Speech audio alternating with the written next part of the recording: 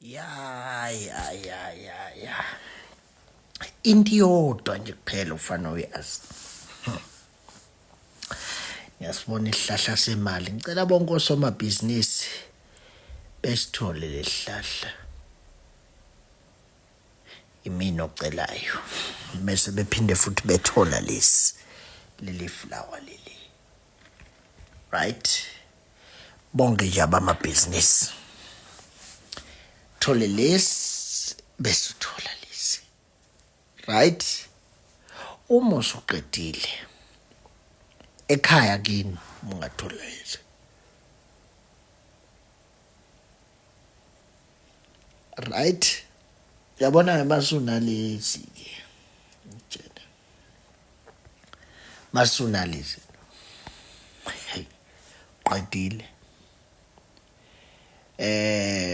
Sikhona nesinye vele ngakhuluma ngaso.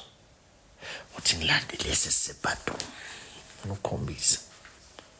Ajaga. Khombisa lesi sisebhathroom. Dana. Lesi.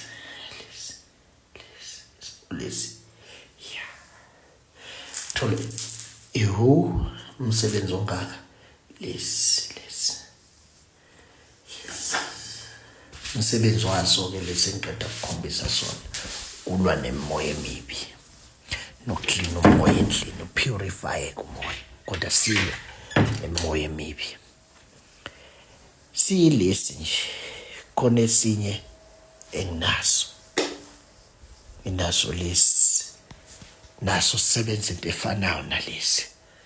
Lesi. Sipurify umoya. Silwe nemoya emibi. Ayisonde nje makukhona sona. Then uzobe sewuthola bathi umathithibala. Yes. Mfaka nje lapha e-ofisini lakho. Lokhu ke kukhombisa kona kuyimvelo nje. Akuhlanganise lutho nokushisa impepha, akuhlanganise lutho nokwenzani cha. Kuyimvelo nje. Okwazi ukuthi lokhu kuyimvelo. Mina mfowethu ngeke ngithi ukube benzazi lesi hlahla. Abanigijima inyanga nilibe nithi nizocela into yokuphila noma kwenze njani bla bla bla. Ngiyakutshela. Ukube ngibenzazi lezi hlahla. Ngibele nigijima inyanga nithi sawubona mkhulu ngisazocela into yokuphila kanjani zixakekile inyanga. Utshelwa yimina. Zixakekile inyanga. Inyanga nje abantu abaxakekile. Ngisacela manje ngizwela umuntu osedayisa iBrabus Mercedes ningitshele. Only if uyiphethe kahle futhi nawe unemali ubeyisavisa ningitshele. Ngifunela nje uMercedes iBrabus. Lokhu kweimoto ezinye lezi ayi. Sekhamse konke. Ngithi kade ningithuka social media nithi hayi lona imoto zakhe. Hawu. Asithuleni sibukeni uJehova edlala ifilimu. Mina ngumfana oplanayo empilweni. Oplana into zakhe. Ebuke nje bese yaplana. Ebuke nje bese yaplana. Ngiyadlala ngithenga imoto emntwini egarage. Lalela ke. Khona inkulumo engifisa ukuthi ngibe nayo. Bafowethu yekelani inyanga. Awubheke nje ngishaya ngofine skin onjani. Yekelani inyanga. Okungcono. Buzani la kubhuti omdala makukhona enikudingayo. Mina bafowethu nginobizo anginayo lento yokuphapha. Nginobizo into engenza ukuthi ngidelela ngoba abantu baqale bona kuqala badelela lento yobizo ukuthi bayibize ngezinto abangazona. Mhlawumbe umuntu athi uyinyanga ngeyona. Omunye athi uyisangoma engesona, omunye athi umprofeti engeyena, yabo. Iyacasula le yanto mangabe wena uphakathi kulezo zinto lezi iyadina. umuntu azobiza ngento eyi-office engekho lapha engeyona leyo nto, kodwa nje ayibize ngoba efuna ukulala ngabantu abadlela imali. Ikahle kahle uma uhlangana nomprofethi ayikho imali kufanele kuyikhokhe. Kumahhala ukusizwa umprofethi. Ngicela ulifunde iBhayibheli kuMatthew chapter number 10 verse number 8. Ufunde nje. Kumahhala ukusizwa inceke kaNkulunkulu. Ngisho nayiphi inceke ephatha iBhayibheli ungabe uyikhokhela imali. Kumahhala ukusizwa iyona. Funda uLuke chapter number 9 verse number 1, 2 gcine verse number 3. Kumahhala ukusizwa inceke kaNkulunkulu, kumahhala. Yonke inceke kaNkulunkulu kumahhala ukuthi kusise. Kuyafana nje nenyanga. Inyanga nesangoma zangempela ziyayazi lento engizokhuluma ngayo manje. Bekufika inyanga nesangoma sikwelaphe noma sikusize ngento ethile, bese kuthiwa hamba uzobuya nenkomo usuzobonga uma ngabe usubona umehluko. Lento ukuthi bethatha imali kuwena into engekho right leyo. Bayakwazi naka abafowethu nodadewethu. Abayeke ukuzama ukubamba nje the standard of living using imali zabanye azabantu. Balasi leqiniso. I-wrong lento abayenzayo. Angifuni ukubathuka kule video, angifuni ukuthini, kodwa balazi iqiniso, i-wrong lento abayenzayo. Yabo? Mina bese ngicela ukuthi uma ngabe uyinyanga noma uyisangoma noma uligedla noma yisanusi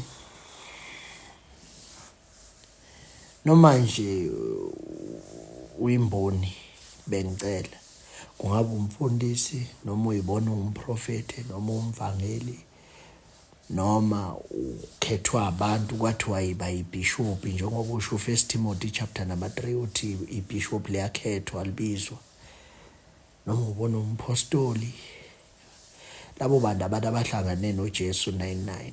Mawungahlangana noJesu 99 musuyibiza ngumprofeti, musuyibiza ngumfundisi, musukuyibiza ngumvangeli, musukuyibiza ngumpostoli, vele uyeke ngoba uhlangananga 999. You rather at least ukhethwe ube yibishop.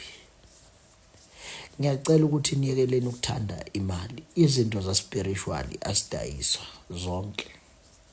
Izinto nje za spiritually adayiswa.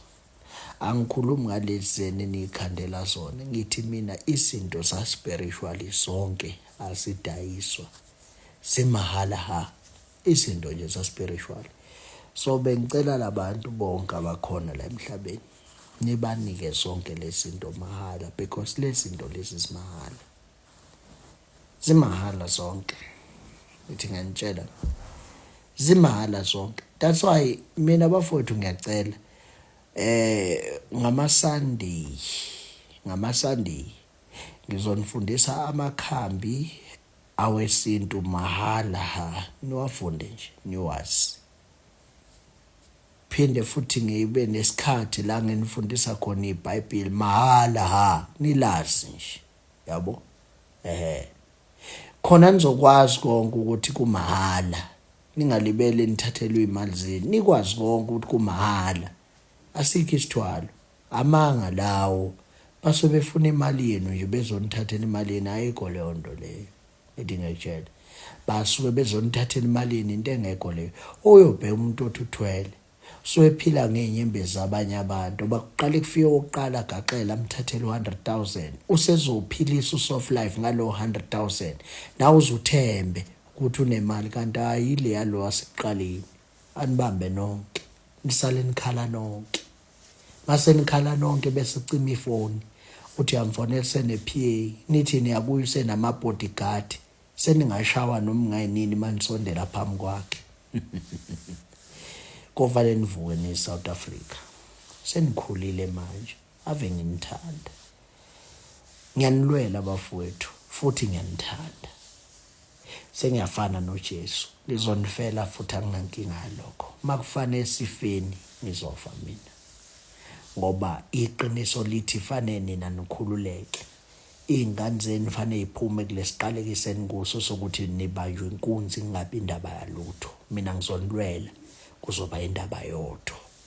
Ngiyanithanda.